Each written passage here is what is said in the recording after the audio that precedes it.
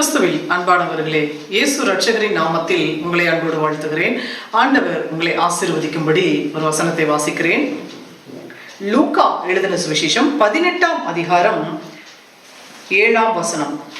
அந்தபடியே தேவன் தம்மை நோக்கி இரவும் பகலும் கூப்பிடுகிறவர்களாகிய தம்மால் தெரிந்து கொள்ளப்பட்டவர்களின் விஷயத்தில் நீடிய பொறுமை உள்ளவராய் இருந்து அவர்களுக்கு நியாயம் செய்யாமல் இருப்பாரோ? சீக்கிரத்தில் அவர்களுக்கு நியாயம் செய்வார் என்று உங்களுக்கு சொல்லுகிறேன்.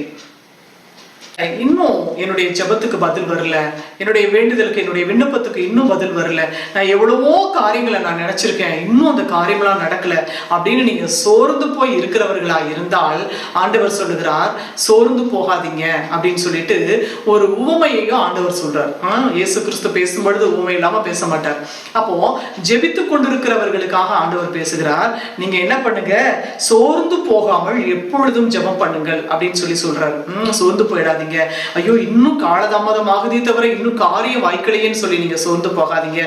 உங்களுக்கு சீக்கிரத்திலே அவர் நியாயம் செய்கிறவராய் இருக்கிறார். ஒரு நியாயாதிபதி ஒரு பட்டணத்துல இருக்கிறார். அந்த நியாயாதிபதி கிட்ட ஒரு அம்மா, ஒரு விதவை தாய், அவங்க என்ன பண்றாங்க, ஒரு நியாயம் கேட்கும்படிக்கு அந்த நியாயாதிபதி கிட்ட போறார். அவர் கொஞ்சம் கூட மனுஷனையும் மதிக்க மாட்டாரு, கடவுளுக்கும் பயப்பட மாட்டார். அப்படி ஒரு நியாயாதிபதி. அந்த மனுஷன் கடவுளை மனுஷனை மதிக்காம, கடவுளுக்கு கொடுக்க வேண்டிய கணத்தை கொடுக்காம, அப்படிப்பட்ட ஒரு மனுஷன்ட்ட இந்த அம்மா நியாயம் கேட்டு போறாங்க. அப்போ அதை தொடர்ந்து அந்த அம்மா கேட்டுட்டே போறாங்க, தொடர்ந்து நியாயம் கேட்கிறாங்க, பார்க்கும் போதெல்லாம் கேட்கிறாங்க, நினைக்கும் போதெல்லாம் போய் கேட்கிறாங்க. அப்போ அந்த மனுஷனுக்கே தோணுது, ஐயோ நம்ம இப்படி ஒரு மனுஷனுக்கு மனுஷனை மதிக்க தெரியாம, கடவுளுக்கு கொடுக்க வேண்டிய கணத்தை கொடுக்காம இருக்கிற நம்ம கிட்ட இந்த பெண் நம்மளை சும்மா தொந்தரவு செஞ்சுட்டே இருக்கான், இவளுக்கு எப்படியாவது என்ன பண்ணிடணும், நியாயம் செஞ்சிடணும் அப்படின்னு சொல்லி நியாயம் செய்தார் என்று இந்த வசனம் சொல்லுகிறது. ஆண்டவர் இயேசு சொல்லுகிறார்.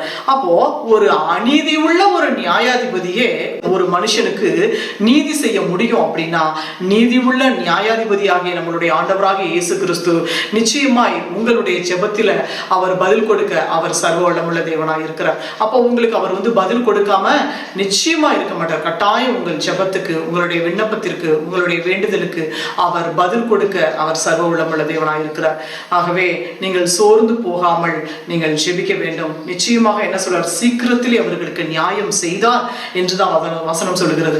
அதே போலதான் நிச்சயமா உங்களுக்கும் சீக்கிரத்திலே கர்த்தர் உங்களுடைய ஜெபங்களுக்கு பதில் கொடுத்து ஆண்டவர் இந்த மாதத்திலே உங்களுக்கு அற்புதங்களை செய்து ஆண்டவர் உங்களை தலைநிமிர்ந்து நடக்க பண்ண போகிறார். கர்த்தர் உங்களை ஆசீர்வதிப்பார். நாம் ஜெபிப்போம்.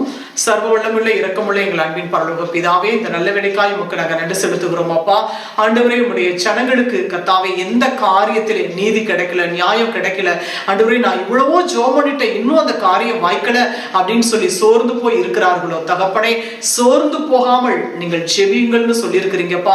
ஆண்டவரே சீக்கிரத்தில் நான் நியாயம் செய்வேன்னு சொல்லியிருக்கிறீங்க தகப்பனே. ஆண்டவரே இந்த வார்த்தை உடைய ஜனங்கள் விசுவாசத்தோடு பெற்றுக்கொண்டு ஆண்டவரே அப்பா தகப்பனே தொடர்ந்து ஜெபிக்க அவர்கள் வாழ்க்கையில கர்த்தருடைய ஆவியானவர் நீர் சொன்னபடியே சீக்கிரத்திலே நீர் நியாயம் செய்து அவர்கள் வாழ்க்கையில அற்புதங்களை செய்து திருமண காரியங்களை வாய்க்க பண்ணி, குழந்தை பாக்கியத்தை கொடுத்து, வேலை காரியத்தை வாய்க்க பண்ணி, நல்ல வீடுகளை கட்ட, இன்னும் என்னென்ன தேவைகளுக்காக வேண்டிக் கொண்டிருக்கிறார்களோ நல்ல வேலை கிடைக்க தகப்பனே நீர் கிருபை பாராட்ட வேண்டும் என்று சொல்லி நாங்கள் ஜெபிக்கிறோம். ஜெபித்த உம்முடைய பிள்ளைகளுடைய எல்லா தேவைகளையும் கர்த்தர் நீர் கொடுத்து நல்ல சுகத்தையும் ஆரோக்கியத்தையும் தந்திர வேண்டும் என்று சொல்லி இயேசு ரட்சகரின் நாமத்தில் ஜெபிக்கிறோம் பிதாவே. ஆமென், ஆமென். பிரியமானவர்களே, ஆண்டவர் உங்கள் ஜெபத்தை நிச்சயமாக கேட்டு உங்களை ஆசீர்வதிக்க வல்லவராய் இருக்கிறார். சோர்ந்து போகாமல் நீங்கள் ஜெபிக்க வேண்டும் என்று ஆண்டவர் விரும்புகிறார். God bless you.